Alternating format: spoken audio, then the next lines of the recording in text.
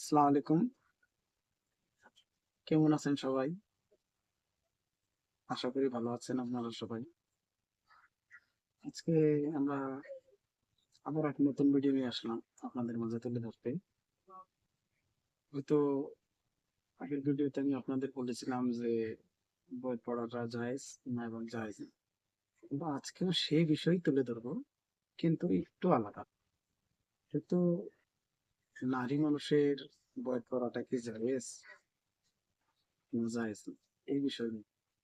কিন্তু অনেক অনেক বিভিন্ন মতে যাই এবং শুনি, বহুত জায়গায় বলে যে আমার বই পড়াটা জায়েজ না, নারী মানুষের, মেয়ে মানুষের উপর বলছি। আমার বহুত জায়গায় শুনি যায়। তো এই বিষয় নিয়ে, এই বিষয়ের কথা তুলে ধরতে জন্য আজ এই ভিডিও নিয়ে আসলাম আপনাদের মাঝে। হয়তো আপনারা নিজেও দেখতে পারবেন, আর এই ভিডিওর মাধ্যমেও দেখতে পারবেন। আর দেখিয়েও দেবো আমি আপনাদের যে সূরা মুনতাহা আয়াত নম্বর 12-তে স্পষ্টভাবে আছে যে নারী মানুষ বই পড়তে পারবে এবং জায়েজ আছে। এখানে আপনারা চাই দেখবেন, এখানে আমি প্রমাণ সহ দিয়ে দেবো। আর আশা করি আমার ভিডিও আপনাদের ভালো লাগবে। আর যদি ভালো লাগে তাহলে comment, like, share and subscribe, হ্যাঁ সাথে বেল আইকনটাও কিন্তু চাপা দেবেন। সেটা বলবেন না, যাতে আমার নেক্সট ভিডিও আসার সঙ্গে সঙ্গে আপনাদের নোটিফিকেশন যায়।